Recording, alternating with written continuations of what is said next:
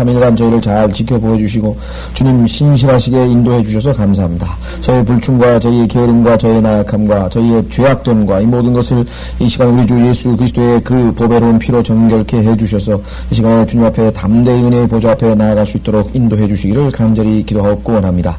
아버지 하나님 바라옵고 원하오니 주중에 저희를 다시 세상으로부터 구분시키셔서 하나님 앞에 부르셨는데 참으로 저희의 나약해진 믿음을 붙드시고 저희의 처진 참으로 생각을 붙드시고 온전히 새롭게 하셔서 하나님을 더욱 알고 더욱 배우고 주님을 더욱 사랑하는 주님께 더욱 밀착하는 계기가 될 수 있도록 이 시간 복 주시고 인도해 주시기를 간절히 바라옵고 원합니다.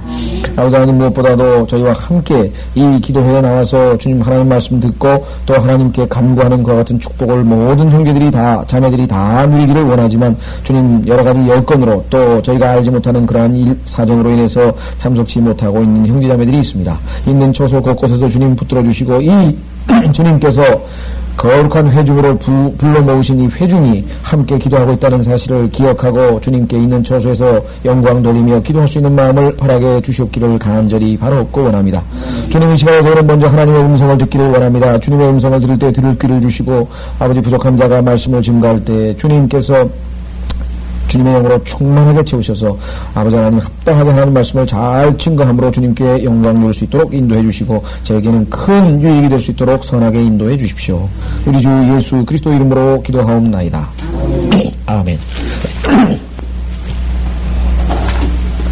이 시간 우리 이사야서 51장 17절입니다. 이사야서 51장 17절. 자, 주의 손에 있는 그의 분노의 잔을 마신 오 예루살렘아. 분노의 잔. 그런데 그의 분노의 잔입니다. 여러분들도 아시다시피 하나님의 분노의 잔이죠. 그의 손에 있는 그의 분노의 잔을 마신 오 예루살렘아 깨어라 깨어라 일어서라. 내가 비틀거리게 하는 잔의 찢기에 취했으며 그것을 완전히 짜내 마셨도다.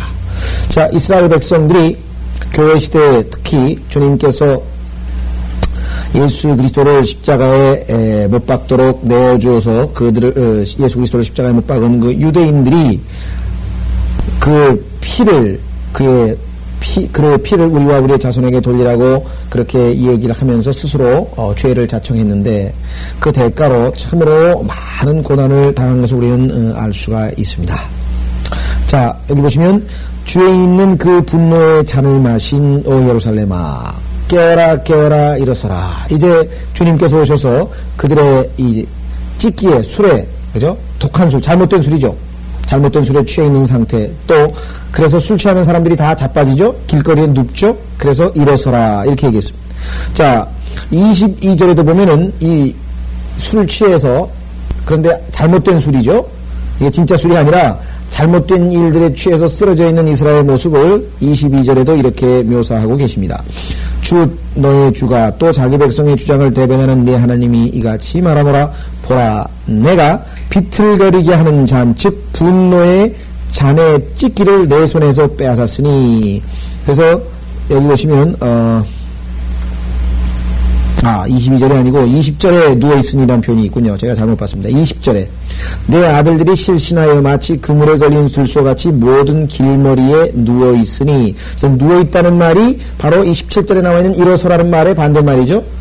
누워있으니까 하나님께서 일어서라 그랬겠죠. 깨어라 깨어라 일어서라 할 때는 누워있으니라고 하는 표현이 20절에 나와있고요. 또 23절에도 나와있습니다. 23절에도 나와있는데 23절에는 어떤 표현이 되어 있는가 한번 보십시오. 그 대신 내가 그 잔을 너를 괴롭힌 자들의 손에 주리라. 그들이 내 혼에 말하기를 엎드리라 우리가 넘어가리라 하니 내가 내 몸을 땅바닥같이 거리같이 눕혀 그들로 넘어가게 하였느니라. 여러분 옛날에 전 기억이 잘 안 납니다만은 얼핏 그런 장면을 본 것 같아요. 이 주인이 그 말에서 내리려고 그러면은 종이 딱 그 밑에 엎드리면은 주인이 그 종의 등짝을 딱 밟고 내리는 거, 그런 거 있었죠.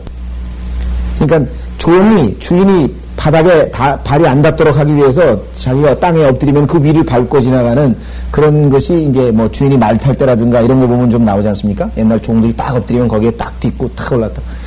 마치 이스라엘이 종이 된 듯이 땅바닥에 엎드리고 그 대적들이 이스라엘 원수들이 그 위를 넘어 지나가고 있는 모습으로 이스라엘의 고난을 주님께서 묘사하셨습니다. 그래서 깨어라 깨어라 일어나라. 그렇게 되어 있습니다. 17절 보시면. 그런데 그것은 그의 분노입니다. 그의 분노. 자, 20절에도 보면요. 주의 분노라 그랬어요. 20절에도 보면은 주의 분노. 그러니까 이스라엘이 당한 하나님으로부터 받은 진노와 분노는 다 그것이 뭐야? 하나님께서 징계하시고 심판하시는 진노요, 분노라고 하는 것을 우리가 알 수가 있습니다. 그렇죠? 예. 그런데 이제 깨어라 깨어라 일어서라 그랬단 말이에요. 그러면 이 시대가 이스라엘 백성들 즉 유태인들이 이미 깨어서 일어나 있는 상태냐? 그렇지 않죠. 따라서 우리는 이것은 미래 시대 환란이 끝날 무렵에 주님께서 부르러 오시는 모습이요. 아직 교회 시대는 여전히 지금 이스라엘은 뭡니까? 영적으로 취해 있어요. 큰 음녀 바벨론의 술잔에 취해 있는 모습을 우리가 성경에서 확인해 볼 수가 있습니다. 지금 이스라엘에 가보시면은요, 얼마나 타락한 도시인지 몰라요. 저는 예루살렘에 81년도에, 83년도에 갔었는데, 이게 무슨 관광객으로 모여서 매일 밤 술파티입니다.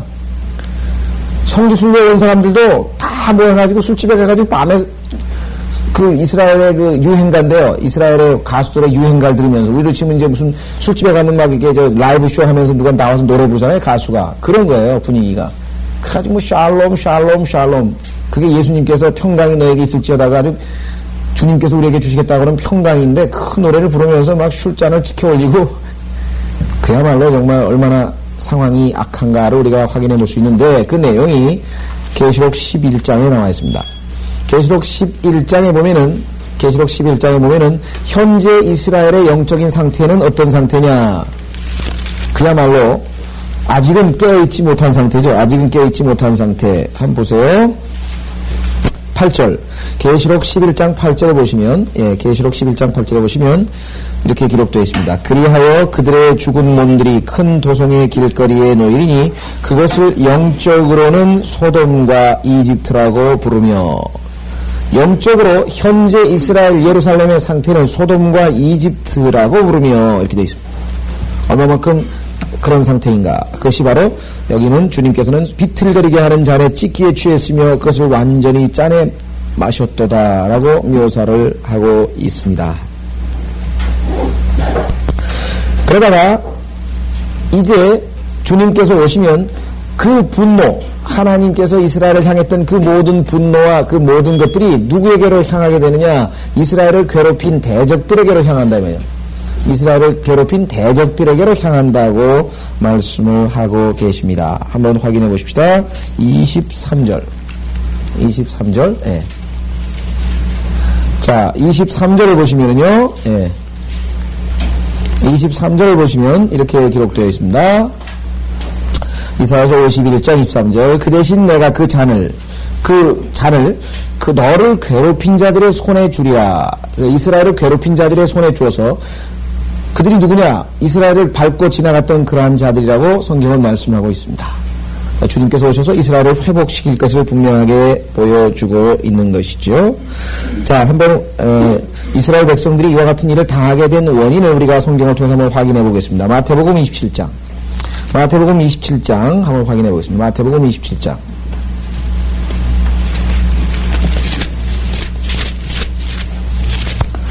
유명한 구절입니다. 마태복음 27장 24절. 마태복음 27장 24절. 빌라도가 자기로서는 아무것도 설득할 수 없고 오히려 소요가 일어난 것을 보고 물을 가져다가 무리 앞에서 손을 씻으며 말하기를 나는 이 의로운 사람의 피에 대하여 무죄하니 너희가 맡으라고 하자.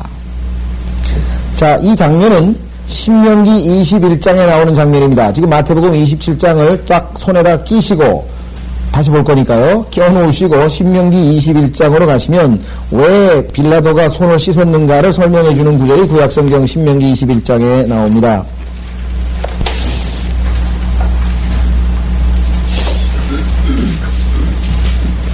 신명기 21장에 보면은요, 이스라엘 백성이 예수 그리스도를 무지해서 죽였다 그랬죠? 성경에 보니까 너희가 무지해서 그랬다고 사도행전에도 여러 번 반복해서 나왔습니다.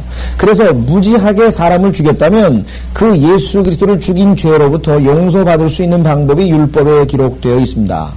자, 신명기 21장 1절서부터 보시면 주 너의 하나님께서 차지하라고 내게 주시는 땅에서 살해되어 들에 엎어져 있는 시체가 발견되었는데 그를 죽인 자를 모르면 그때는 네 장로들과 네 재판관들이 나와서 그들은 살해된 자의 주위에 있는 성읍들을 측정할 것이요. 자, 물론 당시에 이스라엘 백성이 죽였지만 구체적으로 어떤 사람이 예수님에게 어떤 병사가 창으로 예수님의 옆구리를 찔렀는지 누가 십자가에 구체적으로 못을 박았는지 그건 알 수가 없습니다. 그렇다면 너희가 무지해서 예수님을 죽였다면 좋다. 어떻게? 가장 가까운 성읍이 어디예요? 예루살렘이죠. 자, 3절 살해된 자에게서 가까운 성읍 즉 그 성읍의 장로들은 아직 부리지도 않았고 멍에도 매지 아니한 암송아지 한 마리를 취하여 그 암송아지를 갈지도 심지도 아니한 항상 물이 흐르는 계곡으로 끌고 가 그 계곡에서 그 암송아지의 목을 쳐 뺄 것이니라. 레위의 아들 제사장들도 가까이 올지니 이는 주 너의 하나님께서 그들로 그분을 섬기게 하고 또 주의 이름으로 복 주시려고 그들을 택하셨습니다. 그들의 말에 의하여 모든 논쟁과 다툼이 결말지어질 것이니라. 자, 살해된 자에게 가까이 있는 성읍의 모든 장로들은 그 계곡에서 목베인 암송아지 위에서 뭐요? 손을 씻으며 대답하여 말하기를 우리의 손이 이 피를 흘리지 않았고 우리의 눈도 그것을 보지 못하였나이다. 오 주여 주께서 구속하신 주의 백성이 이스라엘에게 자비를 베푸시고 무대한 피를 주의 백성 이스라엘의 책임으로 탓하지 마소서라 하라. 그러면 그 피가 그들에게 사해지리라. 그러므로 내가 주의 목전에 옳은 것을 행할 때 너는 너희 가운데로부터 무죄한 피의 죄가를 제할지니라. 따라서 빌라도는 자기가 이 피를 흘리지 않았다고 하는 것을 증명해 보이기 위해서 우리가 생각할 때는 야 빌라도가 이방인 총독인데 성경을 그렇게 잘 알았느냐. 여기 보니까 상당히 성경을 잘 알았어요. 그래서 손을 씻은 장면이 마태복음 27장에 나와 있습니다. 자, 다시 마태복음 27장 24절로 돌아오시면 이렇게 빌라도가 고백했죠. 나는 이 의로운 사람의 피에 대하여 무죄하니 너희가 맡으라고 하자. 25절 모든 백성이 대답하여 말하기를 그의 피를 예수님의 피죠. 우리와 우리 자손에게 돌리라. 그의 피를 우리와 우리 자손에게 돌리라고 하더라. 그런데 예수 그리스도의 무죄한 피죠. 예수님은 의로우신 분인데 죄가 없으신 분인데 무죄한 피죠. 그런데 그 피를 흘린 땅이 깨끗해지려면 그 흘린 피가 흘려진 그 땅이 깨끗해지려면 피를 흘린 자의 피가 거기에서 흘려질 때만이 깨끗해진다 이 말이에요. 예루살렘이 다시 거룩해지고 깨끗해지려면 예수님을 죽인 자들 유대인들의 피가 요구되어지는 것입니다. 예를 들면 민수기 35장으로 가보십시오. 민수기 35장 33절 민수기 35장에 가면 무죄한 자를 죽인 자의 피가 흘려질 때만이 땅이 깨끗해지는 것이에요. 여러분들 아벨의 피가 땅에서 하나님 앞에 호소했다는 얘기 우리 알고 있죠? 네. 아벨의 피가 땅에서 호소하고 지금도 땅에서는 우리는 알지 못하지만 수많은 의로운 피가 억울하게 죽어간 피가 하나님께 신원을 합니다. 언제 우리 피를 갚아줄 거냐. 그날이 온다 이게. 그날 엄청난 피가 예루살렘 아마겟돈 전쟁에서 흘려질 때가 오는데 자 민수기 35장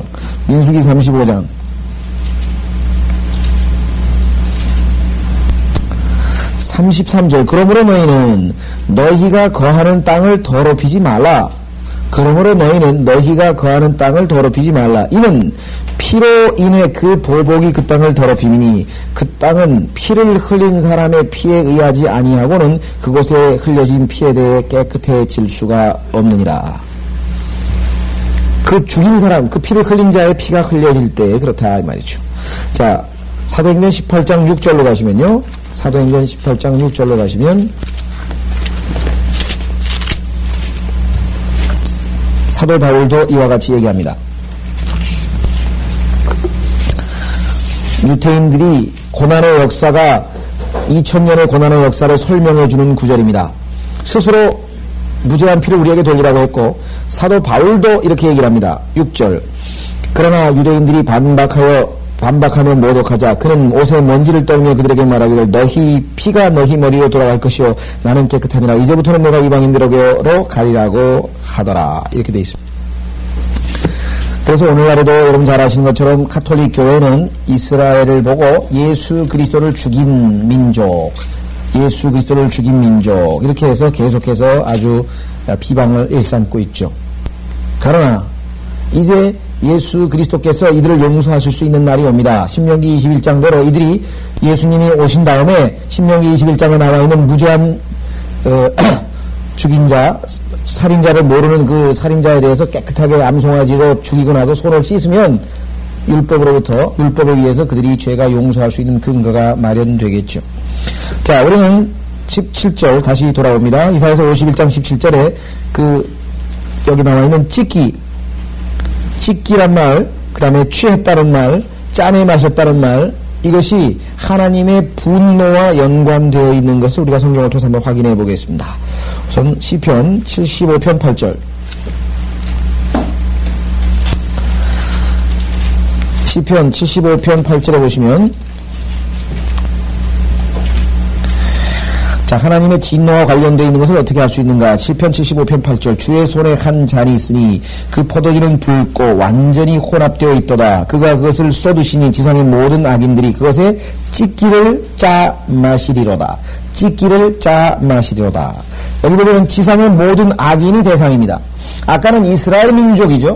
그러나 이스라엘 민족만 하나님에게 고난을 당하고 심판을 당하냐? 아니에요. 이방인들도 여기 보니까 대상이 됩니다. 또 60장으로 가보세요. 시편 60편. 시편 60편에 가시면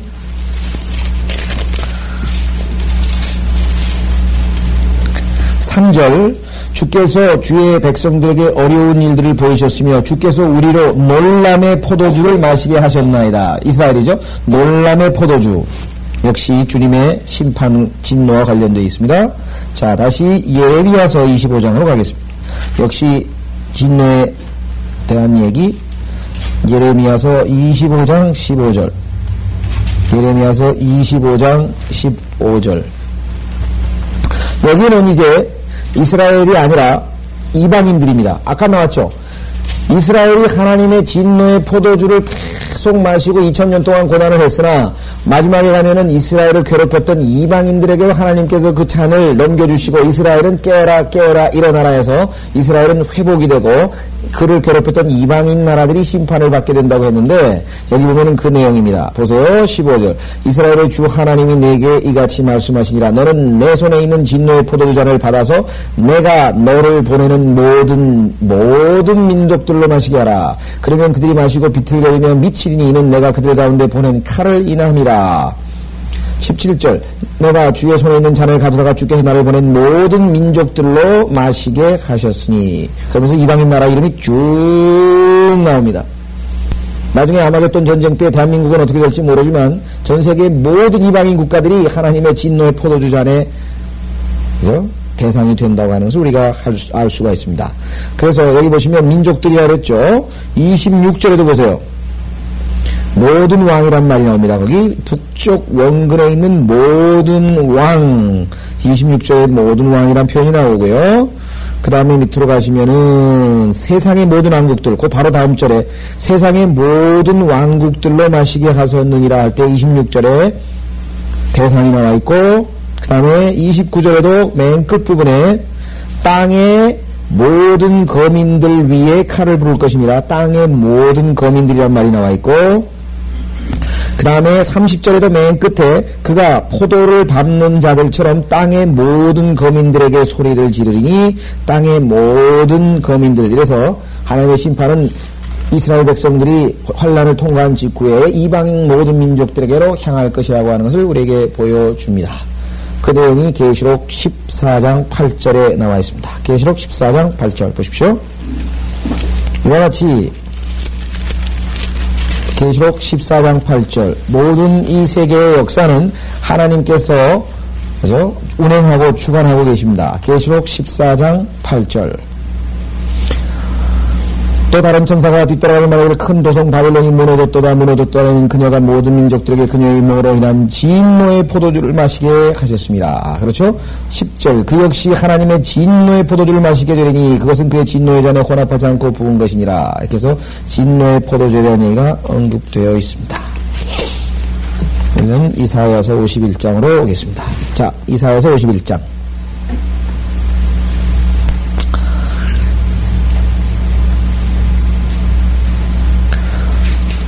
자, 17절부터 보겠습니다. 다시 한번. 주의 손에 있는 그의 분노의 잔을 마신 오 예루살렘아 깨어라 깨어라 일어서라. 내가 비틀거리게 하는 잔에 찢기에 취했으며 그것을 완전히 잔에 마셨도다. 그녀가 낳은 모든 아들들 가운데 그녀를 인도할 자가 없고 그녀가 길렀던 모든 아들들 가운데 손으로 그녀를 이끌어줄 자가 없도다.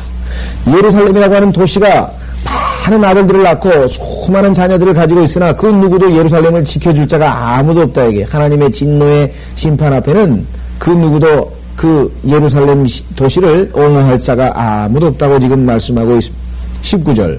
이 두 가지 일이 내게 임하였으니 너는 지금 계속해서 예루살렘 도시를 향해서 말씀하고 계신 겁니다.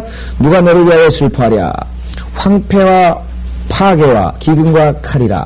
자, 여기서 두 가지 일인데요. 네 가지가 나와 있죠. 황폐, 파괴, 기근, 칼. 우리말로는 이건 네 개처럼 보이지만요. 사실은 영어에서는 이게 and로 연결되겠는데 둘로 끊으면 됩니다. 황폐 하나, 파괴 하나. 이것을 두 가지 일이라고 말씀하셨어요, 주님이. 그런데 황폐는 기근으로 황폐하는 것이고 파괴는 칼에 의해서 파괴되는 것이고 뒷부분은 방법을 얘기하는 거죠. 중복들이죠. 곧 다시 말해서 즉 이런 표시입니다. 영어에서는 지금 and가 4번 걸쳐 나왔는데 desolation and destruction 여기서 하나 끊어지는 것이고 그 다음에 the famine and the sword. 우리는 상식적으로 황폐케 되는 것은 뭐 어떻게 돼요? 굶으면 북한이죠. 북한. 지금 황폐케 되는 게 북한이죠. 칼은 뭐예요? 파괴. 그래서 우리는 두 가지 일이라고 성경에서 얘기하고 있는 것이 여기에 뒷부분에 나와 있는 것을 가리킨다. 자, 내가 무엇으로 너를 위로하랴 그랬는데요. 조금 번역이 문제가 있습니다.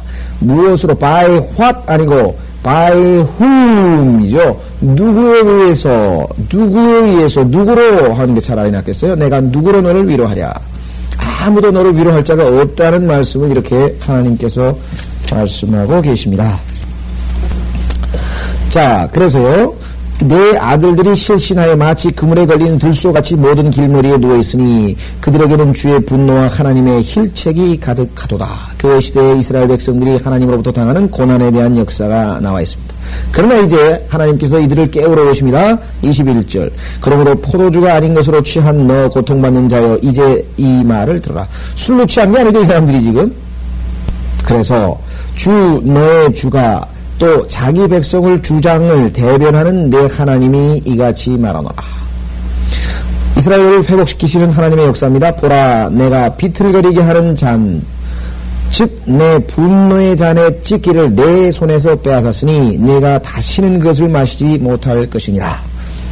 이제는 하나님께서 이스라엘은 회복시키시고 반대로 뭐예요? 이방인들은 심판받고, 그래서 23절에 이방인들의 심판에 대한 언급이 나와 있습니다.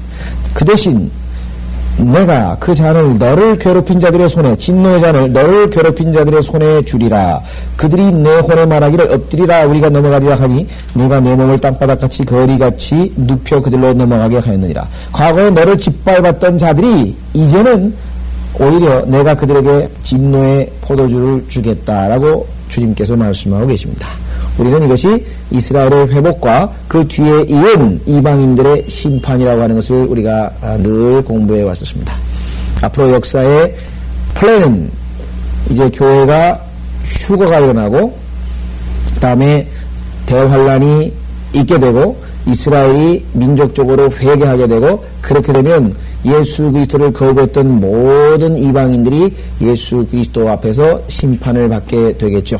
두 가지로 심판을 받게 됩니다. 첫째, 아시다시피 아마겟돈 전쟁에서 예수 그리스도를 대항했던 모든 사람들은 예수님의 입에서 나오는 불칼로 인해서 심판을 받게 될 것이고, 그 심판에서 살아남은 자들, 즉 아마겟돈 전쟁이 끝난 후에 그때 살아남게 된 자들은 예루살렘에 있는 영광의 보좌 앞에서, 마태복음 25장에 나와 있는 31절에 나와 있는 영광의 보좌 앞에서 양과 염소로 이제 심판을 받게 될 것입니다.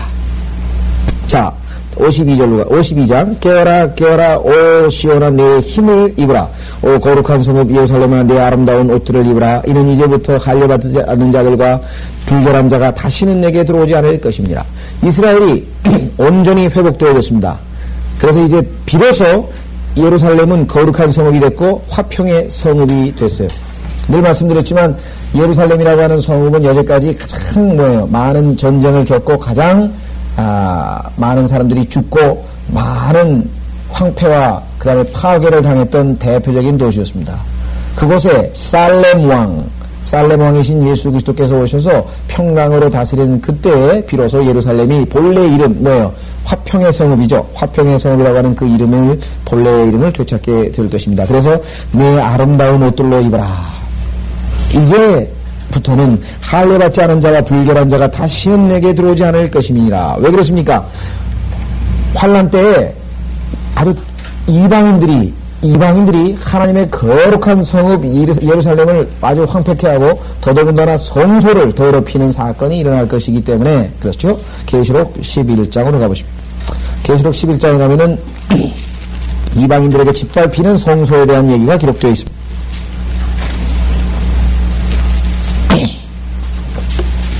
계시록 11장 계시록 11장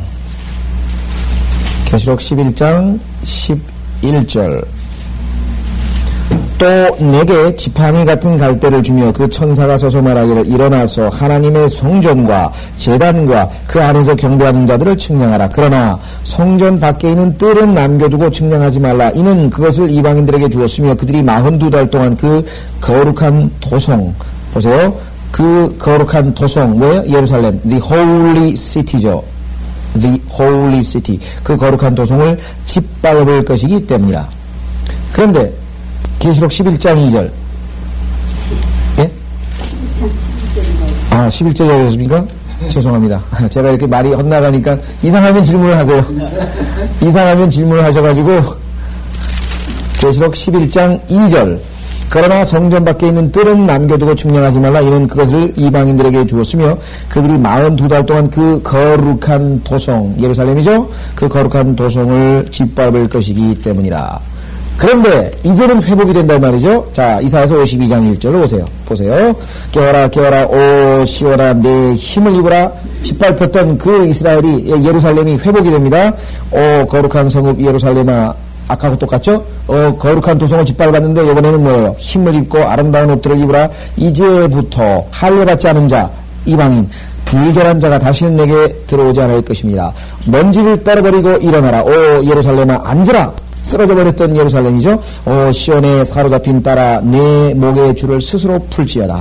3절 주가 이같이 말하노라. 너희가 값없이 팔렸으니 돈 없이 속량되리라. 이스라엘이 팔렸는데요. 참 하나님께서 얼마나 노골적으로 얘기했냐면요. 이스라엘이라고 하는 이 민족은 이방인들에게 팔렸는데 보통은 뭐라고 얘기하냐면은 창녀는 자기 몸을 팔면 돈을 받지 않냐 이게 몸판 대가로. 그런데 너는 어떻게 된 게 네가 창녀 짓을 하면서 네가 돈을 주냐 이게. 남자들을 끌어다가 창녀인데 돈도 못 받고. 그러니까 하나님께서 이스라엘을 그렇게 설명하셨어요. 성경을 보면. 너무나 노골적으로. 그러니까 보통 창녀라고 하는 것은 자기가 몸을 팔았으면 몸판 대가를 돈을 받아야 되는데 너는 어떻게 된 게 얼마나 한심하면 그래 네가 돈을 줘가면서까지 동물을 끌어들였냐 이게. 여기 보시면 하지만 이스라엘이 뭐예요? 값없이 팔렸습니다. 돈 한 푼도 못 받고 몸을 팔았어요. 돈 없이 속량되리라. 하나님께서 참 아주 이 뭐랄까 유머 감각이 대단하신 것 같아요. 네? 주님께서 참 이런 거 보면요. 네가 값없이 팔렸으니 돈 없이 속량되리라. 그 다음에 4절 주 하나님이 같이 말하거나 내 백성이 이전에 이집트에 내려가 거기서 기거하였고 세상이죠. 이집트 세상을 예표하는 거기서 또 뭐요? 아시리아인이 까닭없이 그들을 압제하였느니라. 왜 이 말씀을 하셨을까요? 이집트에서 아시리아인으로부터 압제를 받은 것이 결국은 뭐예요? 이스라엘 백성들이 적그리스도 즉 마귀로부터 적그리스도로부터 고난당한 그것과 같다 이 말이에요. 그러니까 지금 예수님께서 구하러 오시는 그 순간까지 약 42개월 아까 나왔죠. 42살 동안 그 거룩한 성읍을 짓밟으리라 했던 것처럼 42개월 동안 아시리아인 그래서 우리는 적그리스도의 고향을 적그리스도의 출신을 시리아 또는 아시리아 이쪽으로 이제 우리가 잡는 이유가 역사적으로 보면 실제로 그 이스라엘 민족을 괴롭혔던 파라오는 아시리아인이었습니다. 여러분들 그 출애굽기를 읽어보면은 무슨 얘기가 나오냐면요. 그 파라오가 이 이스라엘 민족의 숫자가 우리보다 더 많아진다 이게 우리보다. 근데 생각을 해보세요. 이스라엘 백성하고 이집트 민족하고 비면은 아무리 일본 사람이 식민지 기간 동안에 대한민국을 식민지 36년 동안에 일본 사람들이 한국에 아무리 많이 와서 살았어도 한국 사람하고 일본 사람하고 숫자는 한국 사람이 더 많았겠죠. 상식적으로. 그렇죠? 그런데 파라오는 우리보다 더 많다 그랬다 이 말이야. 그건 무슨 소리냐? 실제로 이집트를 지배하고 있었던 당시의 역사적 기록을 보면 이집트는 누구의 노예가 되냐면 누구의 지배하에 있었냐면 아시리아 제국의 지배하에 있어서 아시리아의 왕이 이집트의 파라오입니다. 그러니까 아시리아 제국은 일본이 우리나라를 점령했던 것처럼 얼마 안 되는 거예요. 그러니까 아시리아 사람, 이집트 사람, 그 다음에 이집트에서 노예 생활하던 이스라엘 사람 이렇게 있었어요. 그런데 아시리아 사람은 숫자가 별로 많지 않을 거란 말이에요. 지배하는 사람이니까. 일본이 우리나라에서 지배했듯이. 그런데 우리보다 더 많아질 거라 이게 이 이스라엘이라는 사람이. 그게 두려워서 이제 이스라엘에 대한 많은 고초를 가하고 괴롭히는 내용이 나오죠. 그래서 실제적으로 역사적으로도 아시리아인이었고 그것이 나중에 이사야서에서는 반복해서 이제 내가 여기서 무엇을 가질까? 주가 말하노라 그들을 다스리던 자들이 떠들며 내 이름이 매일 계속해서 모독을 당하는도다. 여러분들 너무나 잘 아시는 말씀인데요. 이사야서 52장 5절은 성경에서 예수 그리스도께서 인용했던 구절입니다. 그러므로 주가 말하노라 내 백성이 값없이 잡혀갔으니 이제 내가 여기서 무엇을 가질까? 주가 말하노라 그들을 다스리던 자들이 떠들며 내 이름이 매일 계속해서 모독을 당하는도다. 자, 어떻게 해서 하나님께서 자기 백성을 저 모양까지 내버려 두었는가? 어떻게 하나님의 백성이 자기의 하나님을 저렇게까지 참으로 배반하는가? 온갖 이방인들이 예루살렘의 실수로 말미암아 예루살렘의 잘못으로 말미암아 하나님의 이름이 모독당하는 내용입니다. 이것을 바울은 인용을 했었죠. 자, 로마서 2장에 가면은 이렇게 인용을 했습니다. 로마서 2장 24절. 로마서 2장 24절에 보면은요, 이렇게 기록되어 있습니다. 기록된 바와 같이 하나님의 이름이 너희로 인하여 이방인들을 가운데서 모독을 당하는도다. 유태인들의 영적 도덕적 수준을 보면서 하나님을 평가해 버렸다 이 말이죠. 그럼 우리에게도 똑같죠. 이걸 우리가 영적으로 적용하면 우리 그리스도인들 아니에요. 예수 믿는 사람들을 보면서 예수가 별거 아니구나. 예수 믿는 사람이 저 모양인 걸 보니까. 그런 얘기를 우리 주변에서 종종 듣게 되는 것도 동일한 것입니다. 그렇죠? 예. 자, 그래서 유태인만 이건 유태인에게 해당되는 구절이야. 우리하고는 상관없어. 그게 아니라 우리 스스로 한번 생각해 볼 때 나의 행동거지 하나하나가 나의 아버지이신 하나님께 대한 평가로 이어져 버린다는 거예요. 이건 보통 일이 아닙니다. 우리가 생각할 때는 모세가 실수 한번 했는데 어떻게 그거 가지고 평생 들어가고 싶었던 가나안 땅에도 못 들어가고 피스가 산에서 죽게 하나님께서 하셨을까? 정말 그렇게 훌륭하다고 칭찬하시고 하나님께 그렇게 순종했던 모세에게는 지나친 징벌이 아니신가? 그렇게 생각할지 모르지만 하나님께서는 하나님의 이름을 거룩하게 하지 않았다는 데 문제가 있는 거예요.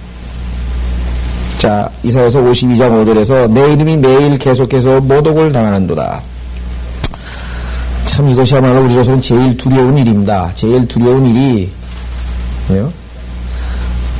여러분들 나 하나 욕먹는 건 문제가 아니다 이거야. 근데 문제는 왜 내 아버지까지 나 때문에 욕을 먹으셔야 되는 얘기. 그죠? 옛날에 그 불효 자식들이 그런 얘기 하잖아요. 불효를 저질러가지고 감옥에 가거나 아니면 참으로 이 주변에 있는 친척이나 이런 그 친지들이나 이런 사람들한테 저 자식 저 모양 한다고 막 이제 손가락질 당할 때 그 불효의 자식이 얼마나 뭐가 제일 괴로우냐면요. 에휴, 네 애미가 이러면서 이제 아버지 어머니 얘기까지 나온다고. 그러면 그냥 이 불효자는 정말 괴로운 거죠. 내가 잘못했는데 우리 아버지 어머니한테 그 문제는 내가 잘못했는데 우리 아버지 어머니가 욕을 먹는 게 이게 지금 문제라 이 말이에요. 그래서 지금 주님께서는 내가 내 이름이 매일 계속해서 모독을 당하는다. 6절 그러므로 내 백성은 내 이름을 알리라. 이제 내가 너희들을 다시 회복시키면 내 백성은 내 이름을 알리라. 그러므로 그들은 그날에 말하는 이가 나라는 것을 알리라. 보라 나니라. 그런데 바로 그 모독을 당하게 했던 그 자기 백성을 다시 회복시키셔서 하나님께서 말씀하셔서 그들로 다시 회복시키시는 그분이 바로 나라고 하는 사실을 이스라엘 백성이 알 것이다 라고 성경은 말씀하고 있습니다. 자, 7절서부터 우리가 잘 아는 유명한 구절이죠. 왜? 바울이 로마서 10장에서 인용했던 구절이죠. 여러분 잘 아시는 구절입니다. 좋은 소식들을 가져오며 화평을 선포하고 번영의 기쁜 소식을 가져오며 구원을 선포하여 시온을 향하여 말하기를 내 하나님이 통치하시는도다 하는 자의 발이 산들 위에 있을 때 어찌 그리도 아름다운가. 내 파수꾼들이 목소리를 높이고 목소리를 합하여 그들이 노래하리니 이는 주께서 시온을 다시 데려오실 때 그들이 눈을 마주 볼 것이라. 자, 좋은 소식들을 가져오며 화평을 선포하고. 자, 이 내용이 문맥에서 보니까, 자, 바울도 얼마만큼 정확하냐면요. 쭉 가는데요. 바울도 어떻게 인용을 하냐면요. 자, 좋은 소식들을 가져왔어요. 예수님께서 초림, 화평을 선포하고 초림, 번영의 기쁜 소식을 가져오고 초림, 구원을 선포하고 초림. 그런데 문제는 뭐예요? 시온을 향하여 말하기를 내 하나님이 통치하시는도다. 이거 초림이에요, 재림이에요? 이 재림이거든요. 그래서 늘 말씀드리지만 구약에서는 초림과 재림이 하나의 연속적인 사건으로 기록되어 있기 때문에 사람들이 예수 그리스도의 초림을 뭐예요? 예수님이 이미 통치하시는 것으로 영적으로 해석할 수밖에 없다는 거예요. 이미 통치하시는 거다. 그래서 이미 우리 마음을 다스리지 않느냐. 그래서 예수님은 이미 왕이시다. 이렇게 오해를 하고 있는 거예요. 그래서 여기는 지금 뭐예요? 가로 안에 그러니까 그 쉼표 세미콜론인데 영어로는 점 하나 찍고 이렇게 쉼표했는데 그 세미콜론 하나에 교회시대 2000년이 그냥 들어가 있는 거예요. 지난번에 우리 이사야서 61장에서도 배우셨죠? 기억나세요? 이사야서 61장에서 예수님께서 누가복음에서 인용할 때 초림까지만 딱 인용을 하고 복수의 날 선포한다는 것은 건너뛰고 거기까지만 딱 인용했잖아요. 바울도 마찬가지. 통치하시도다 그 말은 인용 안 하고 초림에 적용되는 것까지만 로마서에 인용을 했습니다. 한번 확인해 보세요. 로마서 10장. 성경은요. 하나님께서 참 하나님의 말씀을 그대로 믿고 하나님께서 말씀하시는 방법대로 올바로 나눠서 공부하면 문제가 안 생기는데 그렇지 않으면 두 가지 부류가 나타납니다. 첫째는 뭐냐면 유태인들이에요. 유태인들은 어떤 사람들이냐? 이 사람들은 영광의 하나님, 즉 통치하시는 하나님밖에는 안 보이는 거예요. 앞에 있는 고난의 하나님, 그러니까 초림하신 예수님은 우습다 이게요. 필요 없다 이게요. 우리는 통치하는 메시아를 원하고 왕을 원하는 거지 뭐 십자가에 죽으러 온 메시아는 나하고는 상관없다. 이거 거부해버렸다. 반면에 신약시대에 믿지 않는 이방인들은 성경을 거부하는 이방인들은 바로 초림하시는 예수 그리스도 그분이 바로 뭐예요? 곧 왕이다. 이게 이미 지금 통치하시는 것으로 생각하는 거예요. 성경을 우리가 올바로 나누어서 구약과 신약을 딱 적용해 보면은 아 교회 시대에 2000년이 들어가 있고 그래서 성경이 선지자들이 야 이게 어느 때 어느 시기를 해당하는 것인지 열심히 부지런히 살펴보았다고 베드로전서 1장에 기록되어 있습니다. 자 한번 확인해 보겠습니다. 로마서 10장. 로마서 10장에서 바울은 이렇게 외쳤습니다. 13절 주의 이름을 부르는 자는 누구나 구원을 받으리라. 그런즉 그들이 믿지 아니한 이를 어찌 부르리요 듣지도 못한 이를 어찌 믿으리요 전파하는 자가 없이 어찌 듣으리요. 15절 파송되지 아니하는데 어찌 전파하리요. 기록된 바와 같이 언제 지금 읽었던 이사야서 52장 이사야서 52장 7절 기록된 바와 같이 뭐라고 기록되어 있습니까? 화평의 복음을 전하는 자들의 발과 좋은 일들의 기쁜 소식을 전하는 자들의 발이 얼마나 아름다운가 라고 하였느니라. 보세요. 성령께서 이사야서 52장 7절을 인용하는데 문자 그대로 인용한 것이 아닙니다. 신약 성경에 인용되어 있는 구약 성경의 구절들을 보면 성령님께서 다 뭐예요? 필요에 따라서 인용을 하셨어요. 그런데 어떤 착각을 했냐면요. 이 오리겐이라고 하는 학자가 있는데 그 사람은 어떻게 생각했냐면 분명히 구약 성경에 구약 성경에 기록되어 있는 내용을 인용할 때 그대로 인용을 했을 것이라고 생각을 한 거예요. 그래서 신약 성경에 성령님께서 인용한 구절들이 보니까 뭐예요? 틀리다 이 말이에요. 그래서 구약 성경을 보고 신약 성경을 뜯어 고쳤어요. 어떻게 뜯어 고쳤냐? 그대로 인용을 해놨더니. 그러면 다른 사람이 보면, 야, 이 성경만이 진짜 성경이라고 해. 그대로 인용되어 있으니까. 근데 그게 그대로 인용한 게 아니라 원래 성령님께서 신약의 경륜에 맞게끔 인용을 해놨는데 그거를 어떻게 했어요? 오리겐이 구약 성경에 맞춰서 다 신약 성경을 뜯어 고쳐놓은 거란 말이에요. 뜯어 고쳐놓은 것.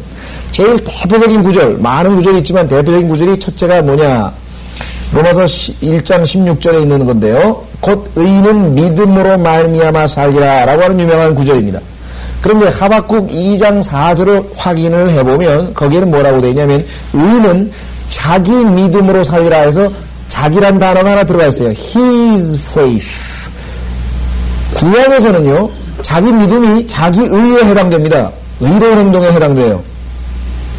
근데 신약에 와서는 자기 믿음이 아니에요. 누구 믿음이에요? 우리가 가지고 있는 믿음은 성경에 보니까 하나님의 선물이라고 되어 있어요. 우리의 믿음이 아니라 하나님의 선물이라. 그렇게 여러분 잘 아시는 것처럼 에베소서 2장 8절 9절에 보면 우리가 믿음으로 말미암아 그 은혜로 구원을 받았으니 이는 뭐예요? 하나님의 선물이라. 믿음은 하나님이 주시는 선물이다 이거예요.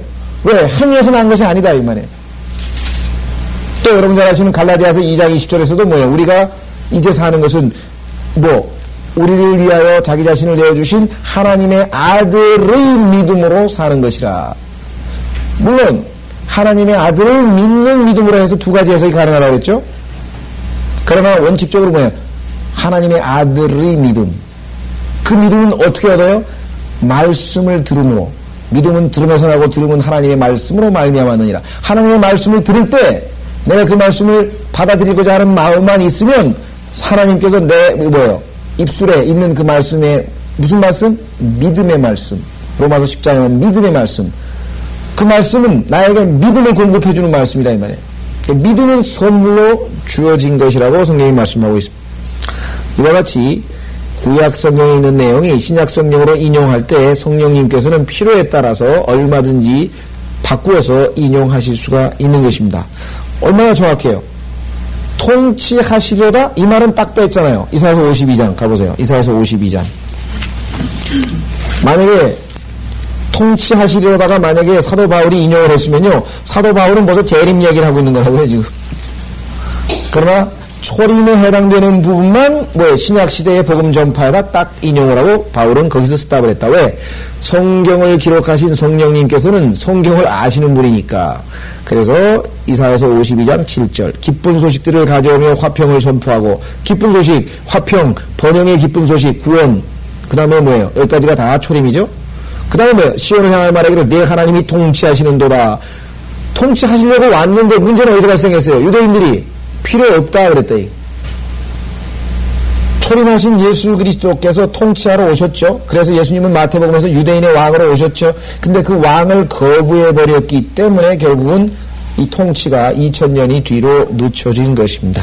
여러분들이 바로 이 사실을 우리가 기억을 하셔야죠. 자, 그래서 내 하나님이 통치하시는도다 하는 자의 발이 산들에 있을 때 어찌 그리도 아름다운가. 그래서 우리는 이 복음 선파에다가 이 구절을 인용합니다. 내 파수꾼들이 소리들을 높이며. 자, 이 파수꾼들은요, 교리적으로는 이미 여러 번 설명했기 때문에 우리가 구절은 찾지 않습니다만은 교리적으로는요, 잘 아시다시피 여러분들 어디로 도망갑니까? 광야로 도망을 갑니다. 계시록 12장에 보면은 한때, 두때, 반때를 보존해주기 위해서 하나님께서 셀라 페트라라고 하는 지금의 사해 남쪽에 있는 에돔 땅에 있는 그 바위 도시죠. 예, 바위 성읍인 셀라 페트라로 피신을 가게 됩니다. 그렇게 되면 그 유대인들은 이제 뭐예요? 파수꾼을 거기 이제 감시를 해야 될 거 아니에요. 그래서 우리로 치면 보초를 둔다 이게 밤에 보초를 둔다 이 말이에요. 그래서 파수꾼들이 세워질 때 그 파수꾼들이 외치는 소리가 뭐냐? 소리를 높이고 목소리를 합하여 그들이 노래하리라. 뭐라고?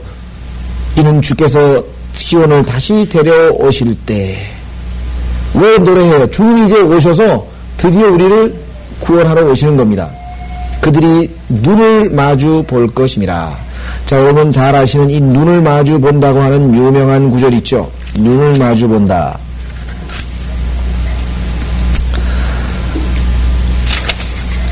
우리는 이 눈을 마주본다고 하는 구절이 성경에 여러 구절에 있는데 우선은 얼굴과 얼굴이라고 하는 구절부터 한번 확인해 보겠습니다. 여러분 잘 아시는 고린도전서 13장 재림 구절이죠. 고린도전서 13장 재림하게 되면 우리가 주님을 얼굴과 얼굴을 마주봅니다. 우리로서는 엄청난 축복된 순간이겠죠. 그야말로 한번 뵙고 싶었던 그분을 뵙는 거예요. 야, 그분 한번 뵙는 거예요. 들어서는 많이 이게 지금 거듭나기 전에도 들었지만 거듭나고 나서부터 지금 골백 번 들었는데 예수 그리스도 수없이나 해보렸는데 한 번도 얼굴 못 봤다 이게. 워크만 형제 말로는 40몇 년을 내가 그분을 외쳤는데 아직도 얼굴을 못 봤다 이게. 그때 그 얼굴을 마주할 때 그 감격은 어떠하겠냐. 제가 옛날에 이 통역을 하는데 그 멕시코에 체육계 인사죠. 세계 무슨 국가 올림픽 연합회 회장이라는 사람이 있는데 그 사람이 멕시코에 라냐인가 하여간 그런 사람이 왔었어요. 한국에 올림픽 회의 때. 그래서 사마런치하고 그다음에 노태우가 한국 올림픽 위원장이니까 이렇게 이제 회의를 하는데 같이 모여서 이제 옆에서 통역을 해줬는데 내 귀에다 대고 뭐라고 얘기하냐면 노태우 씨에게 좀 내일 어떻게 전두환 각하 한번 뵐 수 없냐고 좀 어떻게 주선 좀 안 해주겠냐고 좀 부탁 좀 해보라는 거예요. 그래서 이분이 지금 대통령을 한번 꼭 내일 만나고 싶다는데 되겠냐고 물어본다고. 근데 노태우가 옆에 이렇게 보니까 비서가 옆에 딱 서 있더라고요. 그러니까 주선하겠다고 말씀하십시오. 그러니까 옆에 딱 보더니 내일 좋다고. 그 다음날 보니까 신문에 딱 악수하는 장면이 나오고 훈장 하나 받았더라고요. 이야, 되게 대통령 얼굴 한번 그 양반 한번 만나고 악수하고 사진 한번 찍고 나 만났다. 그게 그냥 세상 사람들한테는 어마어마한 건데 우리로서 이제 온 우주의 통치자를 이제 만나는 게 주님의 얼굴을 본다. 자 보십시오. 12절 13장 12절 고린도전 13장 12절 지금은 우리가 유리를 통해 희미하게 보나 그때에는 얼굴과 얼굴을 마주 볼 것이요. 직접 본단 말이죠. 지금은 내가 부분적으로 하나 그때는 내가 알려진 것처럼 알게 되리라. 지금은 잘 모르는 게 많아요 우리가. 그런데 그때 가면 내가 알려진 것처럼 하나님은 전지하니까 내가 어떤 사람인지 다 알 거 아니에요. 그 알려진 것처럼 알게 되리라. 이건 엄청난 축복의 순간이겠죠. 예. 자 다시 그러면은 구체적으로 얼굴과 얼굴을 맛본다는 게 과연 무슨 뜻인가 교리적으로 한번 확인해 보겠습니다. 이사야서 52장 7절에 보시면은 얼굴과 얼굴, 우리는 참 눈과 눈이에요. 여기서는 눈과 눈이에요. 여기서는 eye to eye죠. 아까는 face to face인데 여기는 eye to eye, 같은 말이겠죠. 자 실제적으로 한번 확인해 보겠습니다. 이사야서 33장 이사야서 33장 17절 이사야서 33장 17절에 보면은 뭐라고 나와 있나 보세요.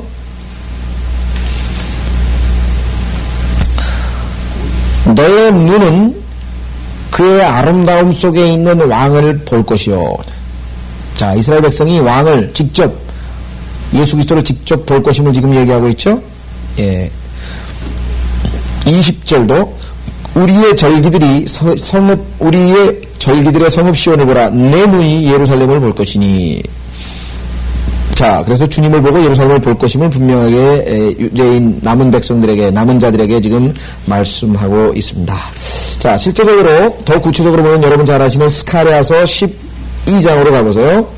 스가랴서 12장으로 가면은 더 아주 극명하게 묘사되어 있습니다. 스가랴서 12장. 스가랴서 12장 9절. 스가랴서 12장 9절. 그날이 오면 내가 예루살렘을 치러 오는 모든 민족들을 멸하고자 하리라. 이게 바로 아마겟돈에 모이는 모든 민족들이죠. 10절. 또 내가 다윗의 집과 예루살렘의 거민들 위에 은혜와 간구의 영을 부어주리라. 그러면 어떻게 돼요? 그들이 찔렀던 나를 쳐다볼 것이요. 눈으로 보는 거죠. 그들이 찔렀던 나를 쳐다볼 것이요. 그들이 그를 위하여 애통하리니. 자, 문제는 중요한 사실이네요. 찔렀어요. 누가 찔렀습니까? 역사상 창으로 찔림을 당하신 하나님이 누구예요? 예수 그리스도죠. 그런데 여기는 지금 주님께서 말씀하고 계시는데, 구약의 주 여호와께서 말씀하시는데 나를 찔렀다 그랬어요. 예수 그리스도가 곧 구약의 주님, 즉 여호와 하나님이라고 하는 것을 입증해주는, 예수님의 신성을 입증해주는 구절이죠. 그런데 이거를 뭐로 뜯어 고쳤냐면요, 나르를 대신에 그를로 고쳐놨어요. 그를. 나르를 그를로 고치면은 뭐 그리 누구야? 예수님이지. 그럼 찔렀던 그를, 그 누구? 예수 그리스도. 그럼 예수 그리스도를 찔렀던 것 이상할 거 하나도 없어요. 다만 이게 나를로 되면 주님이, 여호와가 말씀하시는데 나를 찔렀다 그랬으니까 누구예요? 예수님이 곧 여호와 하나님이라고 하는 것, 주 하나님이라고 하는 것을 입증해주는 구절이죠. 아주 중요한 구절인데 이것을 그를이라고 뜯어 고쳤습니다. 자, 실제적으로 계시록을 보십시오. 계시록 1장에 보면 언급이 되어 있습니다. 여기는 뭐라고 되어 있나 보세요. 성령께서 인용하실 때 여기는 그를 이렇게 인용합니다. 그러니까 봐라. 그래서 이번에는 어떤 식으로 했냐면요, 신약에 인용되어 있는 그를 근거로 해서 구약 성경을 나를 그를로 뜯어 고쳐놓은 거야. 그러니까 막 자유자재야. 신약 성경을 놓고 구약을 뜯어 고쳤다가, 구약을 놓고 신약을 뜯어 고쳤다가 성경을 막 마음대로 했다 이게. 7절 보세요. 보라, 그가 구름들과 함께 오시니 모든 눈이 그를 볼 것이며 그를 찌를 자든도 볼 것이요. 그를로 돼 있죠. 그러니까 신약에는 그를로 돼 있는데 왜 구약에는 나를이냐? 말이 안 된다 이거. 왜? 이 사람들은 성령님께서 의도적으로 예수 그리스도의 신성을 입증하기 위해서 기록해 놓은 것을 전혀 까맣게 모르고 있는 거예요. 자, 다시 스가랴서로 돌아오시면 13장에 또 기록되어 있습니다.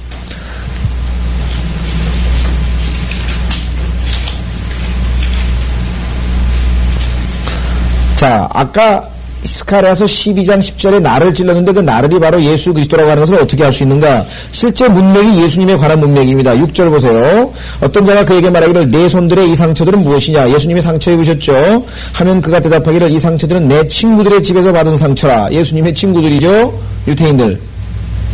그런데 이것이 예수 그리스도에 관한 것인 것을 더 어떻게 할 수 있냐? 그 다음에 나와 있죠. 7절 보세요. 오 카라 깨어서 내 목자를 대적하고 내 동료된 자를 대적하라. 만군의 주가 말하거라. 목자를 치라. 그리하면 양들이 흩어질 것이라. 그러나 나는 내 손을 작은 자들 위에 돌이키리라. 목자를 치라. 그리하면 양들이 흩어질 것이라. 누가 인용하셨어요? 예수님께서 인용하면서 뭐예요? 제자들에게 너희들이 다 나를 버릴 것이라. 그럴 리가 있냐고 했을 때 예수님께서 성경에 뭐라고 기록되어 있느냐? 목자를 치라. 그리하면 양들이 흩어질 것이라고 기록된 대로 나를 치면, 나를 잡아러 온 사람들이 오면 너희들이 다 흩불뿔이 도망갈 것이다. 그 얘기하니까 전부 다 도망쳤죠? 그러니까 이 구절이 예수 그리스도께서 자기 자신에 대해서 적용한 구절이죠. 따라서 뭐예요? 6절에 나와 있는 내용도 예수 그리스도, 따라서 12장에 나와 있는 것도 예수 그리스도. 이렇게 해서 우리는 확인해 볼 수가 있습니다. 다시 이사야서 마지막입니다. 52장